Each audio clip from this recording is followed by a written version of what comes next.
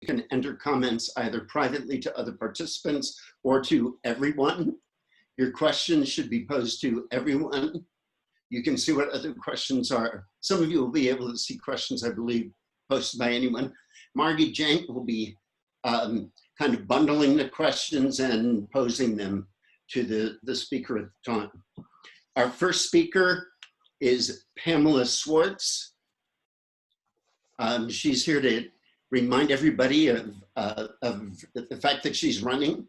So Pamela, welcome aboard. Awesome. Go. That was great. Yes, vote. Sanity. We need that like 4 years ago, 3 years ago. So that's wonderful. Thanks a lot, you guys, for having me. What a turnout. This is awesome. This is super cool to see everybody. And I have a neighbor on here too, Donna, who has been instrumental in a lot of stuff with our campaign, especially with the unions. And so I just want to give a special shout out to Donna for helping. Thank you, Donna. So I'm just going to give you guys just a little bit of an update on our campaign, and then remind you that we're here and remind you to tell others about us. And I know I've only got a few minutes to do this, so I'm going to speak really quickly and hope that it's if you have any questions, go ahead and holler. So candidate statements are due this Friday, the 7th, and we have 11 counties, as you guys might know, for District 1. So we get penalized, in essence, by being a big area, a rural district, because just for English alone, it's just north of $13,000 for our fees to get our candidate statement, which I might add, the candidate statement is awesome, into all of the union books, into all the voter guides and all the counties. And then we also wanted to do Spanish, but that and where we could, and that was going to put us over $20,000, and we just couldn't afford that. So we decided to do English only. So that is all done. Tomorrow I have an appointment with Nevada County to go and drop that off, and then it's completely done. So that's the big hurdle, which means that we now are down to a tiny little piece of money. So again, dig deep because we need it. We were talking about Biden signs, and unfortunately we don't have signs yet. We discovered a website, thank you Elizabeth Betancourt, that we can actually, people can go on and order a sign and then it comes to you. But in terms of actually mass producing signs, we don't have those yet. That's going to be on our to-do list for the next couple of weeks to get our signs out there. Where are we? We are looking and working towards union endorsements. I don't know if I've told you those already, but we got this, the 5 counties Central Labor Council's endorsement, which is huge. It's out of Shasta County. And then also North State, which is the Central Labor Council, and then Sacramento also have thrown their recommendation behind us. And tomorrow by 5 o'clock, I should know if we have California Labor Federation. Fabricio, who is part of Sacramento CLC, said he'll by 5 o'clock, he will text me and let us know. So he gave me the impression that yes, we're going to get that, but you don't want to count your chickens. But that would be a really, really big thing to have that. We have the California Nurses Association behind us now, and working on several other groups. The building trades have been a little difficult to sort of get on board, although in the past they have supported Brian Daly and given him money, and now they're not. They're going to sit this one out. So at least we're getting some right, some movement in the left direction, which is fantastic. And then also our team, I have to just brag for a minute because we have some amazing young people on our team, which is they're young. I say young, like 16 years old, putting together my call list, doing our emails, and helping with the social media posts. I was just on a Zoom call. When I was over here, I was a little late getting here, and I couldn't find the link. But one of our team members just turned 21 years old today. He and Barack Obama shared the same birthday, so we were having a little Zoom party for him, and tried to embarrass him, which is not difficult. But anyway, so we have a lot of young folks on our team, and they are motivated. They are totally driven, and they're incredibly smart and organized. And so it's really awesome to have them on our team. So we're just plugging along, plug. And with COVID, as you know, it's like impossible to go outside and meet people in person, which kind of stinks. So we're just doing everything from behind the screen here. Although I think I'm going to try to change that. I'd like to hop on my horse and go do a little bit of canvassing in Lassen County, see how that goes first. And then after that, maybe hit Shasta County. So that's what we're doing.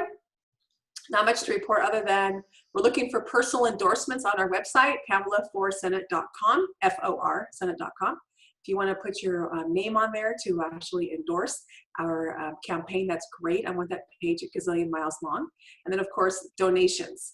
And this is really, really fast, and I'll go really fast. One of the pitches I'm throwing to people is I'm calling people outside of our district is that the health of our district is really the health of California's economy, because we do collect about 2/3 of the water. We supply 2/3 of the water-ish for California for agriculture and drinking water from mostly Northern California.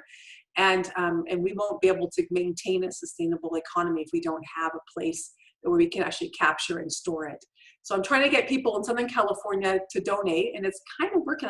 We've had a few people actually from outside the district that have given quite a bit. And I think that's ringing. So our economy, California economy, is based upon the health of our district. And I'm really trying to grab that message and move forward, because it seems like the Republicans always talk about how they're good for the economy, and we know that's not true. So I'm trying to corner the market and say, no, the Democrats are the ones who are good for the California sustainable economy. So anyways, that's all. So thanks a lot, you guys. So there's some questions. Type them here. No. There's no questions, rather. Not yet. Not yet. Yeah. So, but if we're always looking for help, and of course we're going to be start making phone calls and doing some text banking. Jackie Smith on the southern portion of our district and I are going to be we're going to be collaborating a lot, and then also I believe Elizabeth and we've talked about collaborating. So doing some joint mailers. Siskiyou DCC just sent out an email that shows this really super cool postcard that has Elizabeth and Audrey and me on the same postcard. It's a really nice card. Nice. Yeah, it's beautiful, and they're going to be sending it out on our behalf. So this coordinated campaign it seems like it's getting a little traction, and unheard of, but K-Dems gave us $5,500. Nice. That was a very big coup. And Rusty did what I asked, which is to send an email out to all the elected officials in California, all the elected state officials, assembly and senators, and ask them to please support and endorse our campaigns. And not just ours, not my campaign, but Elizabeth and Jackie and Jim Henson. So the state campaigns. So he sent that email out last Friday, and so and this is unheard of. This is unprecedented that that we would get from the Democratic chair to ask for those folks to endorse our campaigns. So I view that as a huge win, and then getting $5,500 was amazing. It's been spent, but it's really cool. So we do have a question. What other help do you need besides the donations and the endorsements? Tell everybody you know about our campaign, and tell everybody that you know who lives outside the district about our campaign, because when I talk about the economy, it is all the economy of California based on water and sustainability. So that's one thing you can do, is just talk us up. And then we are going to be doing phone calls and text banking. I'm sure that Peter can explain more about that. DCCs are really going to be jumping in on that. And then also, if you feel like writing letters to the editor about our campaign and our campaigns in general, and I say that, I mean all three of us that are running this area, that's really beneficial. And if you need help in terms of getting examples of Brian Daly's really egregious votes, he's just pumping them out daily. It's just wonderful. If you need help with that on any subject matter, we have that on a Google Drive, and we'd be more than happy to supply you with all that as well. You pick a topic and we'll supply you with his egregiousness, and then you can write an op-ed on our behalf. Nice. Mhm. Thank you.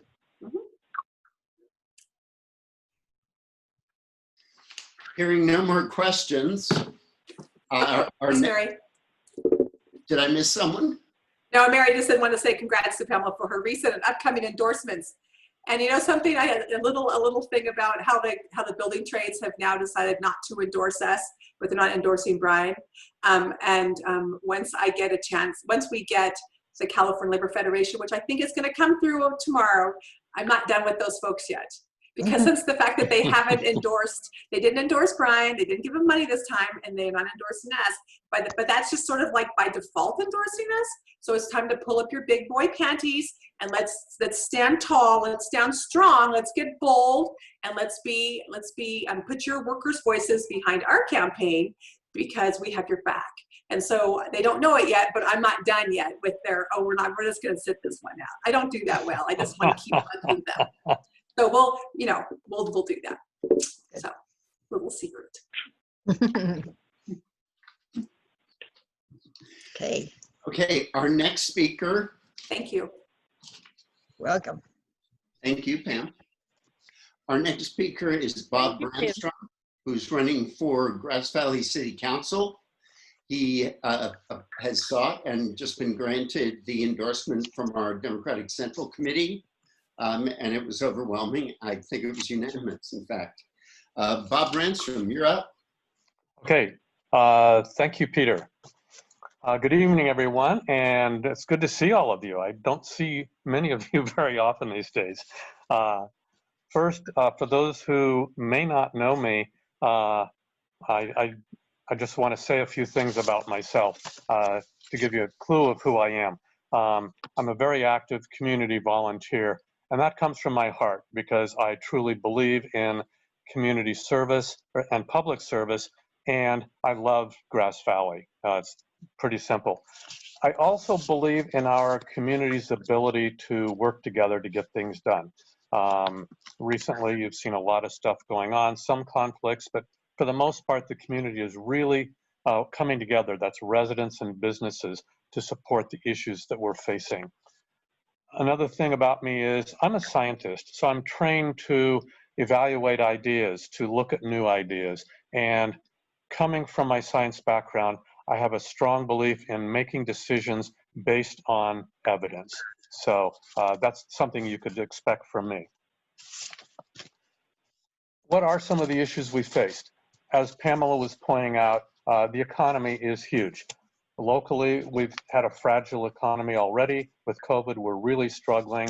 So we have both short-term things we need to address, but also long-term, it's really critical that we diversify our job base with more living wage jobs, playing to our strengths, which includes technology locally, cannabis, and small manufacturing. And also to support the economy and these jobs and the families, we also need more housing, both affordable and market rate, and we need better broadband. There's also bigger issues that we need to look at. Two of those that are foremost in my mind is one of the big ones right now is racism. That has reared its head here almost year after year. And then now it's being pointed out nationally as a really big issue. That's something we can address. The other is climate change. We need to start addressing that at the local level, not just ignore it. Finally, 2 years ago, no one had ever heard of the campfire, of public safety power shutoffs, or of COVID-19. We are constantly being hit by new issues, the unexpected. We have to be prepared to deal with this. And one of the reasons I'm running is I believe I'm very well qualified to deal with existing issues and new issues as they come up. So I'm asking for your support because I think I can be an effective leader here to address whatever issues we face here in the community. First of all, I've been preparing for years for this, so I'm prepared to hit the ground running as soon as I take office. And I'm a problem solver. I don't focus on nonsense. I focus on what is the problem and how can we solve it. And finally, I am very open to new ideas, to innovation, to address whatever issues we come up with. And I want to do this in great part by listening to people and hearing your ideas and giving all of these new ideas a fair hearing here in town. That's my quick pitch. I think we have time for some questions now. Oh, and I would like to just add, thank you to the Democrats for the endorsement, and I am excited as hell. Today, just a few hours ago, I filed my papers, so I am now an official candidate for Grass Valley City Council.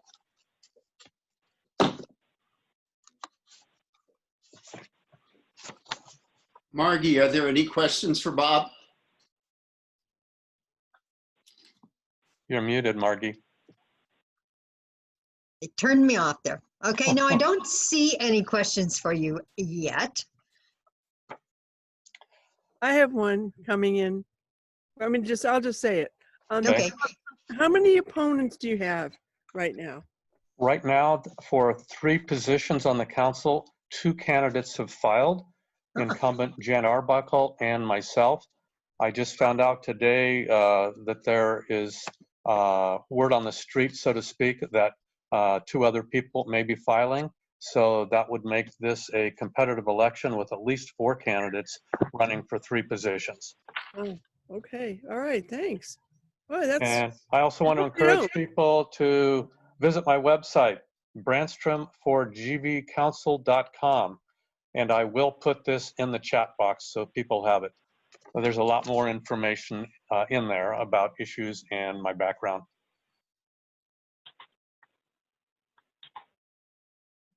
What do you think about this mine? I'll ask this question that's proposed. I figured that would come up. We can't let you off the hook. You know, the mine is really an intriguing proposal. There's the promise of lots of jobs that would be well-paying jobs that would be very beneficial to the community.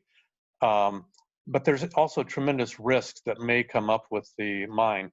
Mining is notoriously a dirty industry, and there are a lot of questions that have been raised about dirt, dust, noise, water, because the mine would have to be dewatered. These are all important issues, and it's important right now because we are in the information gathering and information development phase to identify what your concerns are and get those to the county. Because right now is the open period called the scoping meeting that is identifying what the scope of the environmental impact report will be. And pretty much anything is included in environment, whether it's physical environment or economic or social. So it's really critical right now that we develop the right information so that when it's time to make a decision, probably sometime next year, the County Board of Supervisors has good information and we have good information to take a position on, is this something we really want in our community or not? Okay, another question is, what lessons did you learn from your last run that will help your campaign this time around? Good question. This is a community that is based to a great extent on relationships. And I have continued to build relationships in the community. And now I just have a lot more people supporting me because they know me. That's one of the beauties of living in a small town, is you get a chance to get to know people. I have also not been idle. One of my big issues is climate change. And I think I may be the only candidate locally who's making this part of my campaign, but this is a very real issue. And I should mention that 3 years ago tonight, the first Tuesday, August of 2017, we had a special meeting just on the local impacts of climate change. I was one of a small group of our environmental group that brought that program to First Tuesday, and I was the host of that program. And I've continued to work on this, most recently with Citizens Climate Lobby, and I've also been speaking to local groups around town. So all of that is part of doing what's important for our community, and it's a way of building relationships. Great. Now we have three kind of related about the compliance issues in Grass Valley. What are your feelings about that, and what would you do about it if you were on the council right now? I assume this has to do with the mask issue. This is really a county enforcement issue, but I think that the county board of supervisors and the public health department need the support of our local elected officials. So that would be part of the role I would be taking, is encouraging them to take stricter enforcement action. And I would also be doing the best that I could to go talk to the people who are not in compliance and see if we could work with them to bring them into compliance. You don't have to be a public health official to do that. I know people in the city who've tried to do that and they're very frustrated, but that's something that I would feel important to do as an elected official, is go talk to people in our community. So on Mill Street, it's even a county enforcement issue, even though it's in the city? All public health issues are a county Department of Public Health issue. I got it. So we have one more. Do you have time for one more, Peter? One more would be fine. He wants to, Bob and Claire Miller want to know if living in co-housing has been a useful experience for you. Surprisingly, it really has been. One of the lessons that I've learned here in co-housing is the importance of listening to people. We operate by consensus, which means we are forced to listen to people because we can't just operate on a simple majority. But there's some real benefits that come from that. One is when you listen to more people, you get a wider range of ideas, you get better ideas, and as a result, you get better solutions. And that is something that I have taken to heart as I go into the larger community, is I want to hear a diversity of opinions. I want to hear people who see things differently than I do. That's a really, really important thing. And I truly believe, having seen it here in co-housing, that we'll get better solutions in Grass Valley if we listen more and consider a wider range of opinions. Good point. Okay, back to you, Peter. Thank you, Bob. That was great. Look forward to perhaps doing some more with Bob Branstrom. Check out his website.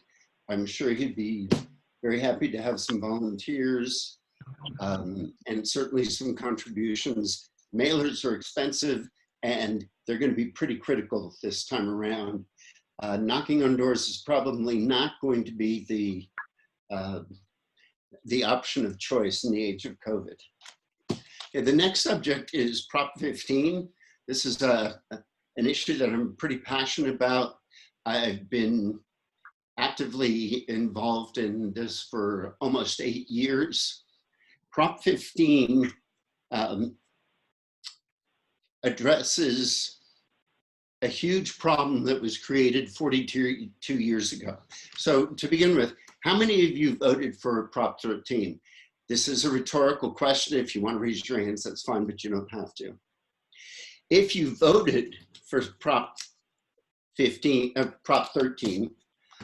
I'm going to guess that you were voting to protect Grandma and Grandpa or your parents, or even looking long-term to make sure that you would be able to afford to stay in your house. Once it was paid off, you would still be able to afford living there. The taxes would not have risen to the point where they replaced your mortgage, which has happened in other states and at other times. That said, when you voted for Prop 13, did you mean to give large companies and large commercial property owners a tax break for all time? In 1978, with the passage of Prop 13, there was great news and there was not so great news. The great news, Neil, could you go back one? Great, just stay there for a minute. The great news is that people were going to be able to buy a home the valuation of their property would remain pretty much fixed, and the tax property rate could only be 1% of the valuation that they paid. Lurking beneath the surface, the bad news is that we created a monster, and that monster has been steadily chewing away the revenue streams for local communities, local government, and local schools. So moving on, yes, on Prop 15, California Democratic Party has endorsed Prop 13. That's why I'm using their materials, and they've got good stuff. Could you please go to the next? Next slide. Great. Very simply, very simply on a very complicated issue, what Prop 15 will do is require that commercial and industrial properties that are worth more than $3 million per landowner be reassessed every 3 years, and then they will be taxed at the reassessed market value. So by assessing commercial and industrial property at market rates, they will be paying taxes commensurate with the valuation of their property. By the way, nearly every other state taxes commercial and industrial property based on market value, not based on mid-70s valuation, which is what Chevron and Disney and others continue to enjoy. One of the games that corporations have played with these rules is they don't sell their property. What they do is they sell the ownership of the corporation or a controlling interest, so that effectively the property has changed hands, but it is not taxed at a new rate. So you literally have Disneyland paying property taxes at 1975 land values. That creates a highly uncompetitive commercial real estate market in California. If a new organization, company, individual goes in to buy property right next door to Disneyland, they're going to pay many, many times the tax rate per square foot that Disneyland does. And by the way, when I say many times, 10, 20, 30, even more in some cases. Next slide, please.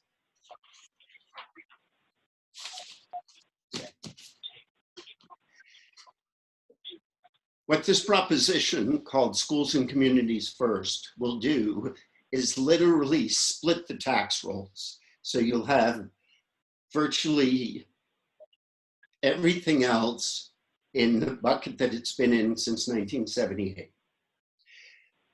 Commercial and industrial properties valued at greater than $3 million will be a separate tax roll. Those properties will be reassessed every 3 years, and their taxes will change accordingly. The impact that this will have, which is exactly equal to the cost that this has had, that we've been paying, is demonstrated on the chart that you see in front of you. So for the region that we're in, it's about $1 billion coming back or staying back in our region. And you can see what the valuations are elsewhere. This proposition will only affect between 10 and 15% of all commercial and industrial property owners, and 10% of the largest commercial property owners will be paying 92% of this lost revenue. Next.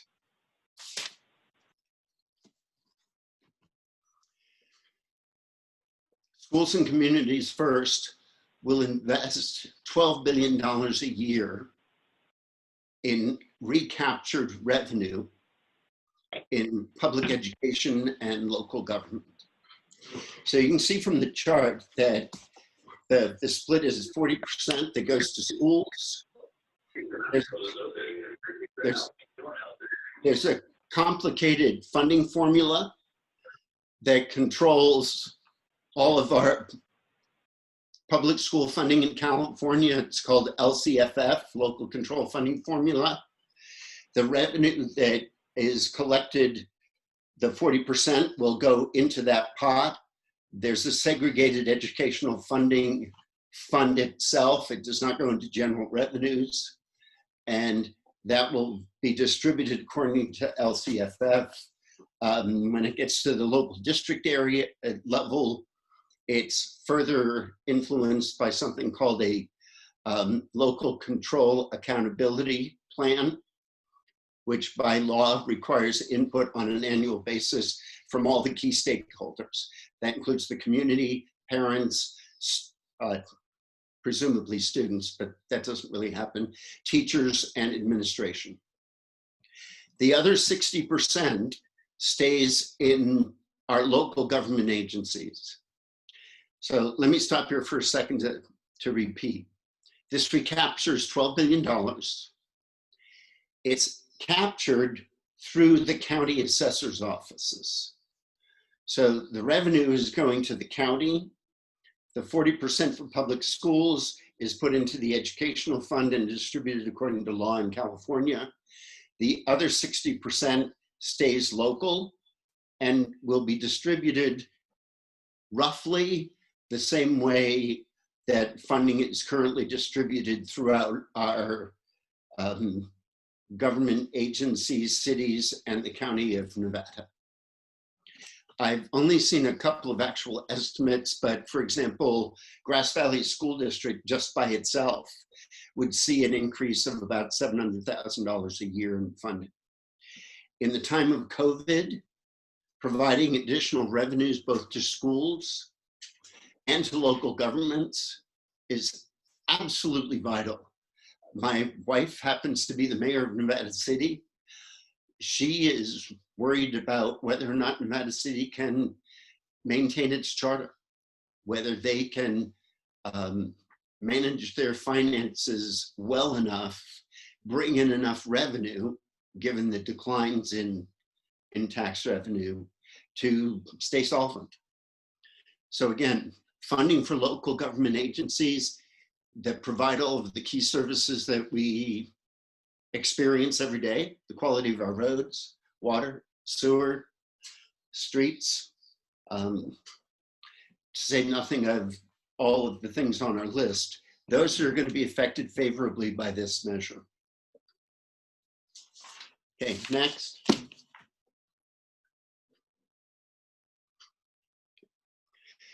Schools and Community First protects all residential property. If it's used to live in, it's protected. It doesn't matter if you own or rent, that property is exempt. In fact, there's a provision in the bill that in the case of a mixed property, think of an apartment building with stores on the bottom, for example. If 75% or more is residential, the entire property is exempt from this provision, from this split roll. If it's less than 75%, only the commercial portion would be reassessed every 3 years, and that only if it's worth more than $3 million. Next. Schools and Communities First also protects all agricultural property. Agricultural property in this case is defined as any land that's used to produce agricultural commodities. There's an additional feature of this ballot measure that provides a tax cut for small businesses and small farms. The way that that works is that there's, in addition to real property, which is land, there's taxes on personal business property. So think of all the contractors here in Nevada County who own, maybe they own a lot of equipment, scaffolding, a shed, Their toolboxes. I mean, they often own thousands of dollars worth of tools, sometimes much, much more than that. All personal business property would be exempt from taxation up to $500,000, so $500,000. That will provide essentially a tax cut for small businesses. In fact, it's heralded as the biggest tax incentive for small businesses in a generation. If you think again of COVID, not only are local governments getting slammed, not only are a lot of workers being slammed, but small businesses are also being slammed. So providing them with a tax cut at this point is a really good idea. It will cost hundreds of millions of dollars going directly to small businesses. That's more than made up for by the small percentage of large property, commercial and industrial property owners who will have to pay more. Next.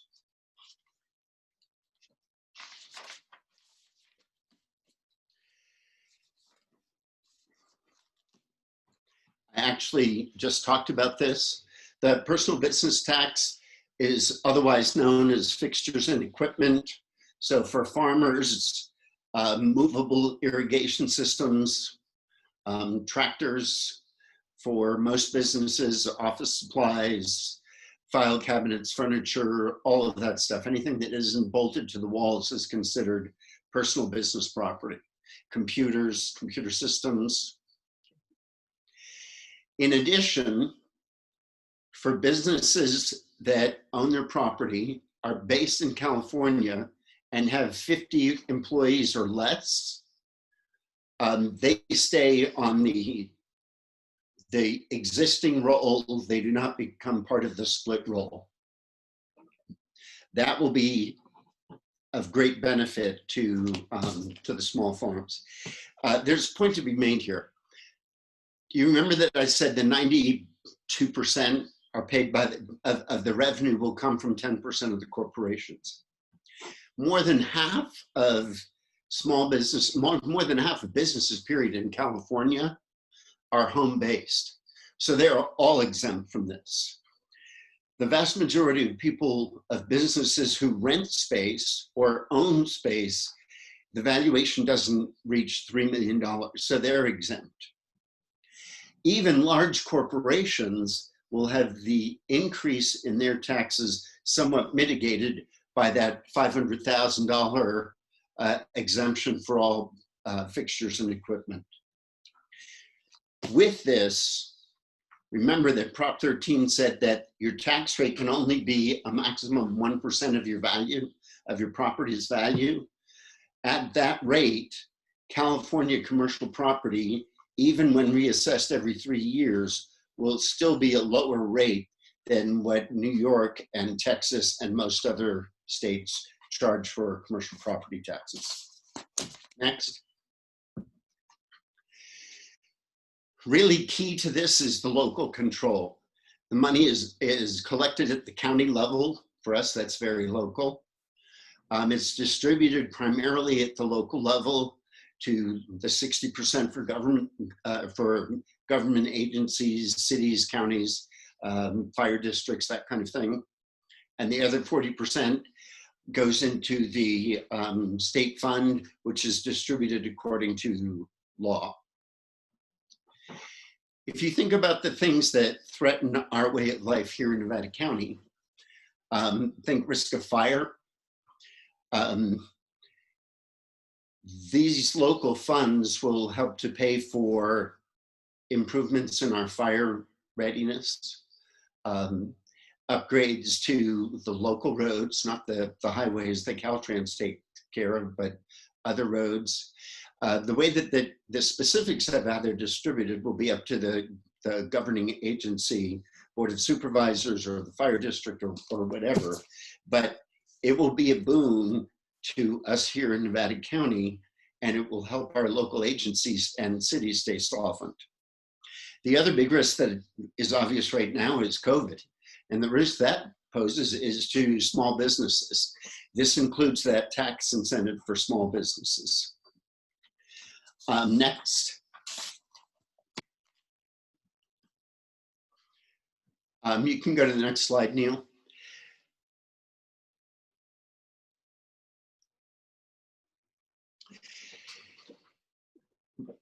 Many of us voted for Prop 30 in 2012. That was income tax that was short-lived and then it got extended. But one of the features of that was that there would be annual accountability. This is something like that. The measure specifically calls for widely available reporting that is easy to understand by the general public. So people will be able to find out readily what monies are brought in and how the money has gotten spent. Once this is passed in November, there will be a property tax task force created immediately. It will have 2 years to come up with a complete implementation plan. That means that the actual implementation will occur in 22-23 and actually goes as long as 5 or 6 years, depending on some of the specific kind of properties. The properties that will be most immediately affected are the big corporations that own lots of land in California, like Chevron. Think of the oil refineries when you drive down to San Francisco, Disneyland, I keep mentioning that one, and other big corporations that have owned their land for 50 years and have been paying property tax rates based on 50 years ago. If any of you bought your houses in the last 5 years, 10 years, 20 years, you're paying property taxes based on the valuation 5 years ago. Why should Disneyland still be paying property tax rates based on literally valuations of 75, 76? That doesn't make sense. So one of the things that this will do is make a much fairer commercial property market. It also encourages commercial property owners not to hold back on making improvements. When you go and pull a permit to do upgrades to your property, that affects your property's valuation and hence your tax rate. It's the same thing with commercial properties. So we've had an incentive for years for commercial property owners to either just sit on empty land or, which forces suburban sprawl, or not to make improvements because it would then affect their tax rates. This will eliminate that and will make a much more fair, kind of even playing field for commercial and industrial properties. Next.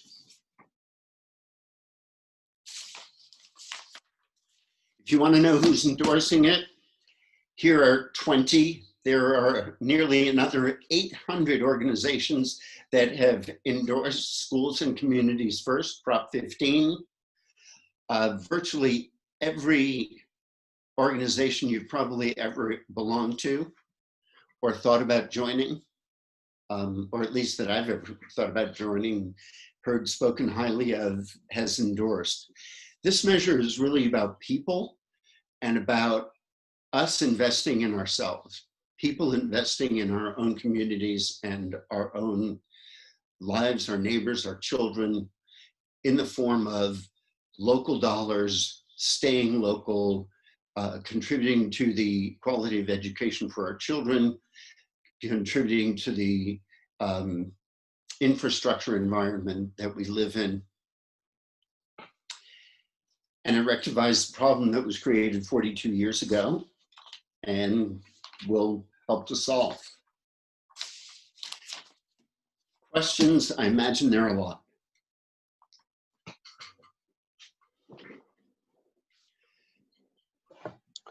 I'm not looking at chat. Margie's taking care of that. Are there any questions, Margie? Well, the questions that have come up primarily are people would like to have copies of the slides, which I think Neil is taking care of here. I do have a question though. What government entity is collecting this money? Is it the county? And then, Yes. and then does that mean that, say, Orange County gets all the money from this increase of taxes on Disneyland. And the same is true of the county where the Chevron station is? If you recall the chart with the map of the state of California, Uh-huh. LA gets billions of dollars. Most of Northern California gets about $150 million. The Sacramento region gets about $320 million. So the amount of commercial development in your area will have an impact. But because 40% of it's going to schools, and because that money is distributed according to the current funding formula for public education in California, literally every single school district will receive some of the money. There's a stipulation that I think every child or every full ADA gets $100 or more. Then what about the other government agencies? Is it going to be up to the county then to decide, say, how much is shared with the city and the special cities and special districts? Yes, similar to the way commercial property taxes are collected today.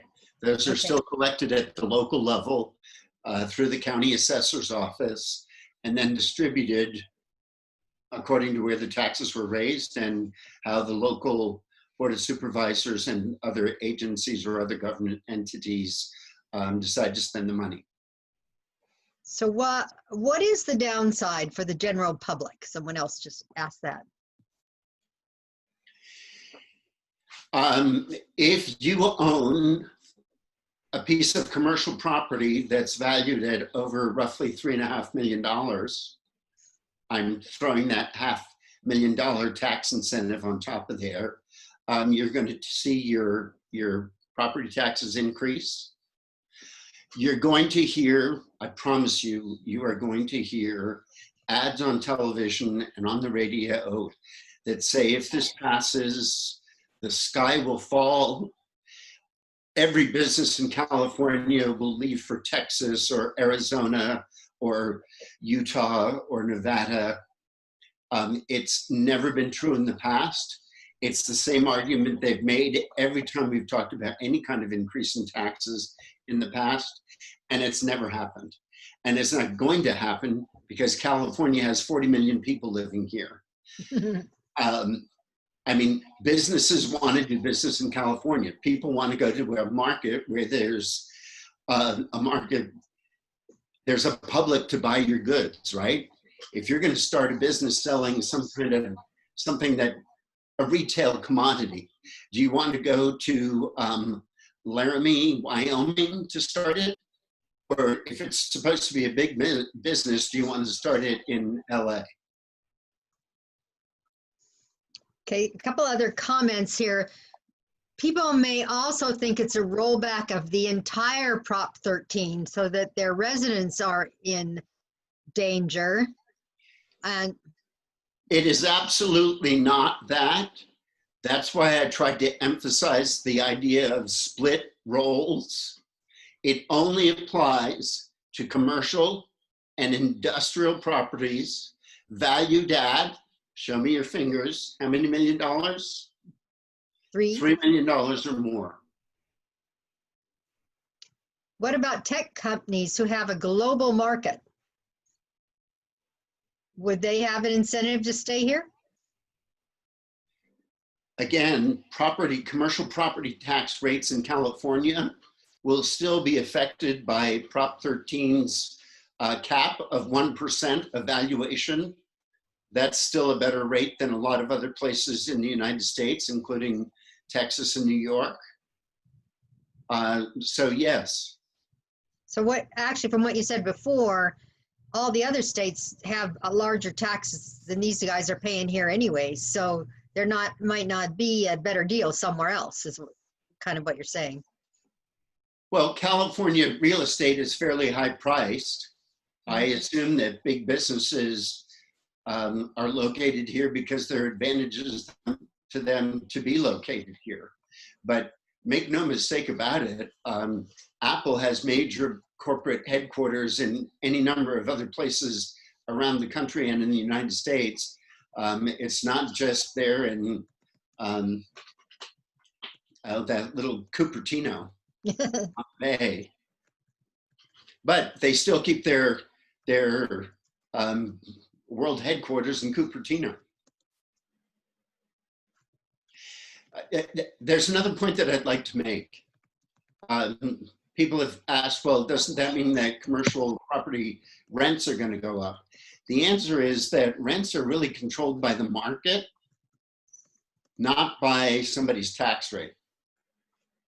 So if Disney has to pay current market rates, they're still getting a better deal than they're going to get in a lot of places. I mean, Anaheim is their flagship property. I really don't see them just packing up and leaving. And besides that, when you went and bought tickets to take your kids to Disneyland, did they look at your driver's license and go, oh, California resident, right, we're going to give you a 50% discount? Didn't happen to me. I mean, Disneyland does and will continue to charge what the market will bear. I'm astounded at what they charge, but they do it because they can get it, right? The market is the driving force for rents, is my point. So another question was that the income, something flashed over the question. The total tax burden for corporation income and property tax is reputed to be pretty high already. Does that figure into the formula here on this? No, this strictly addresses property tax rates on commercial and industrial properties worth more than $3 million. It doesn't affect corporate income tax rate. I've seen any number of comparisons comparing California to other states. It's very easy to make California look like it's one of the highest tax states, but only if you delete some things. So if you include everything, typically California comes in somewhere between the 18th and the 30th in the nation. So it's maybe slightly more than the median, but it's not the highest tax state in the union. But I want to say something. Even if it was, is big business going to ignore a market with 40 million people in it? Probably not. I mean, they're not. They'll find a way to do business in California. They just won't be skating on taxes that honestly they should have been paying all along.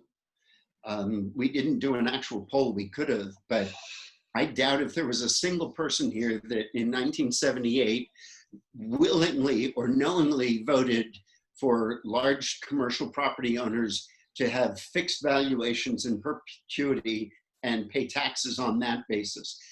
The average home turns over something like every 5 or 8 years. That's one thing. 85 to something like 88% of commercial properties in California are not going to be affected by this. Most commercial properties are already paying close to market value, either because the property changed hands maybe in 2006 when property values were also high, or maybe fairly recently, or they pulled permits to make improvements and that affected their valuation.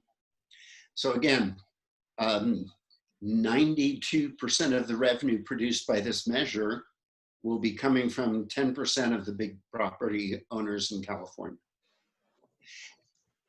And let me just say, I don't feel bad to have Disneyland or Chevron pay some more in commercial property tax rates, not rates, have their taxes paid on a market valuation every 3 years. So there were a number of questions about these slides. So Peter or Neil, do you want to tell us how people could get a copy? I will check with the Schools and Communities First campaign and find out if I can share these slides. They are copyrighted by the campaign. I used their materials because the CDP has endorsed Proposition 15. I suspect it's not going to be a problem. There are plenty of other materials that I can freely send because I've already been given permission to do that. There are also speakers trainings. I've done several of them, which is why I'm presenting this. And those materials that are all materials that can be shared. So if people email me or get to me through Neil or Marty, I will do my best to get you some of this information. Great. Are there any other questions? No, I don't see any more. Okay. I have one, Peter. I have one. This is Shanti. Shanti, did you put it in the chat? I was just writing it right now. Okay, well, go ahead. There's going to be a huge, furious war with big business against this proposition. How? Absolutely. Yeah, it'll be huge, and we've seen them with the HDOs and all that. But what will we? How can we fight back? Or they're going to say every homeowner's, that was protected by Prop 13 is going to have to pay higher taxes. They're going to lie, cheat, whatever. How can we fight this? Okay. Prop 13 and the protection for homeowners is literally the third rail of California politics. There isn't a politician in California who would be willing to talk about sponsoring a bill to remove Prop 13 protections from homeowners or from renters. Okay, so if you reside in California, this is not going to affect the property taxes on your domicile, period. It only affects commercial and industrial property valued at more than $3 million. It requires that split of the tax roll, that small portion of the tax roll, to be reassessed every 3 years. Right, I understand that, but I just hope the voters will understand it. Well, that's why we put this on kind of our first virtual First Tuesday. We're trying to get out in front of that. You're absolutely right. You're going to see all kinds of ads on TV claiming that the sky will fall, that California will be destitute of businesses, they'll all leave. I mean, seriously, haven't you all heard that for your entire life? Anytime anybody talks about changing anything for business, the business community typically gets really upset, threatens to leave, a few businesses leave, other businesses replace them, and that's what happens. From my point of view, this actually makes the tax system in California much more fair. When this was passed in 1978, somewhere between 60 and 65% of property taxes raised in California came from commercial property. That has dropped to somewhere in the area of 35 to 38%. So it's almost flip-flopped. And the burden for raising the tax revenues has fallen on residential shoulders. We now pay significantly more than 50% of the property taxes raised in California. There are three ways that states typically raise tax revenue. The three main ways are income tax, sales tax, and property tax. Property tax is the most stable. So by returning some of the property taxes that have been lost over the last 40 years to our local government agencies, we're kind of mitigating that hollowing out of our infrastructure, our underfunding of so many of our public agencies that we've seen over the last 40 years. We're not asking them to pay 10% of their property value. We're asking them to pay the same 1% that everybody else pays. It's One still more gonna question. One more question, Peter. Is the support side going to be able to put ads on TV to counteract the business ads? Yes. Schools and Communities First, all lower letters, .com, might be .org, I think it's .com, has lots of resources. You can go to their website. They also have a Facebook page. You can share things off of their Facebook page. But with 800 organizations behind them, they're going to be able to raise a significant amount of money. Is it going to match the Koch's brothers' money and Chevron's money? And I don't know. But it's not going to be insignificant. Thank you. It's my pleasure. I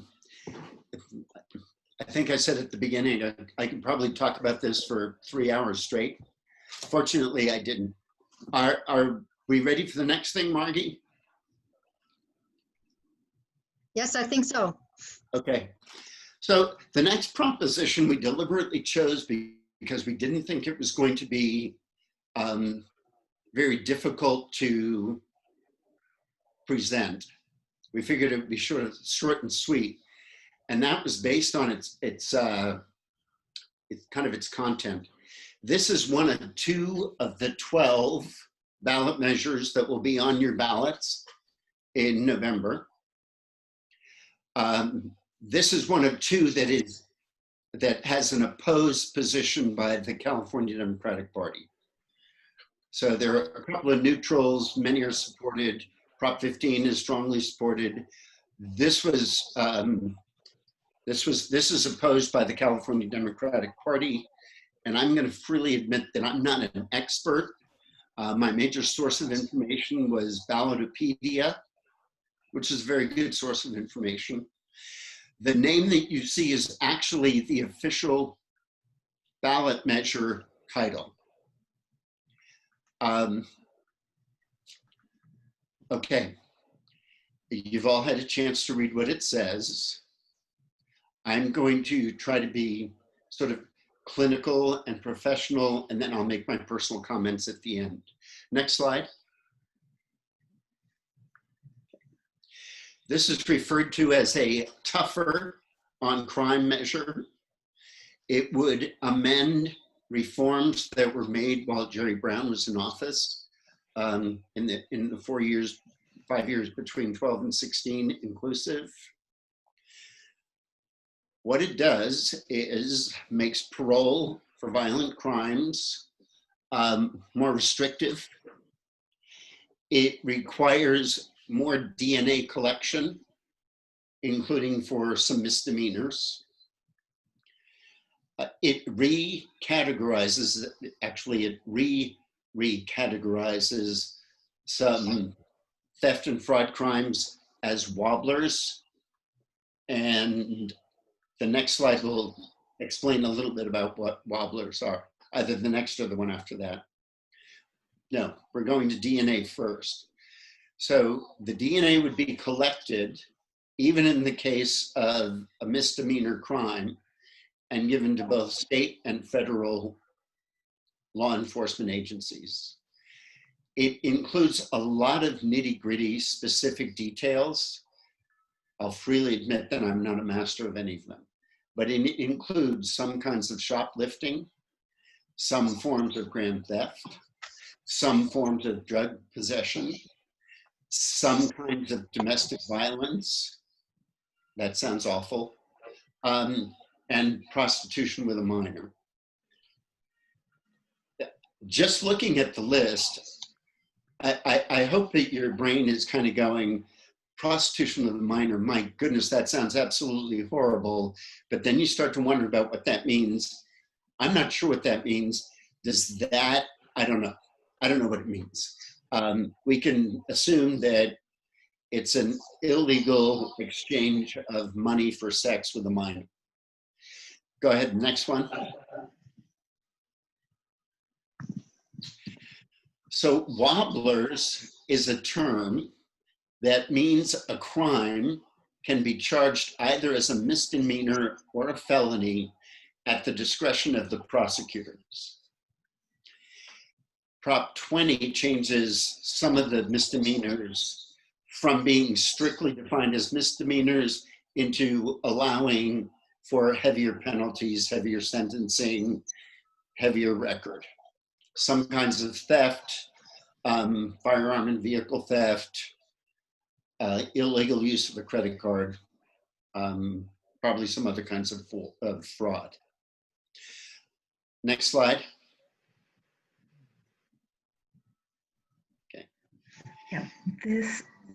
For parole, it requires that in addition to the factors that currently determine if someone has qualified parole, that additional factors listed here must be considered.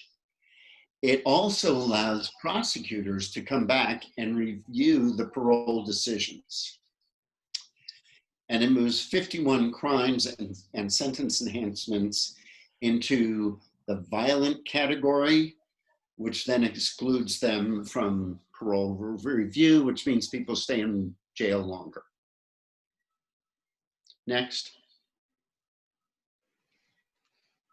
Okay. This is not the complete list, but there's not a big list either way. The Orange County Board of Supervisors supports it. The deputy sheriffs in Los Angeles support it. Jerry Brown opposes it.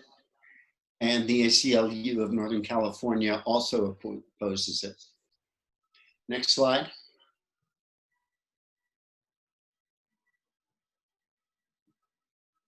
Okay, so I looked at the pro and con arguments.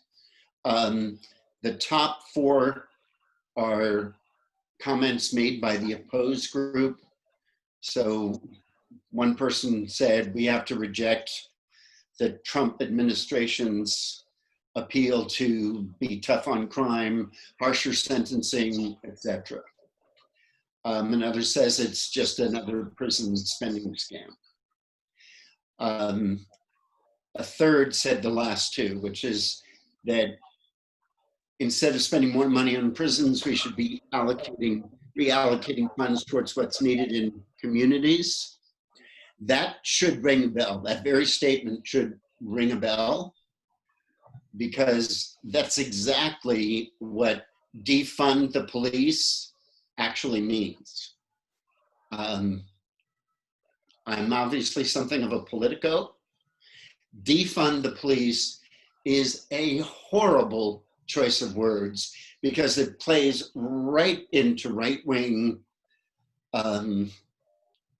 narratives about we have to be tougher on crime. The left is all crazy. They want to just, let crime run rampant. You've probably seen the 911 ad that the Trump campaign is airing. You call 911 and somebody says, if this is a rape or a homicide, please wait and somebody will get to you. The wait time is approximately 35 minutes. If this is a lesser crime, please call back tomorrow when someone's in the, that kind of nonsense. Okay, the last opposed statement was that it basically increases penalties for low-level offenses, as opposed to investing in our communities and providing broader ranges of services to people that really need them.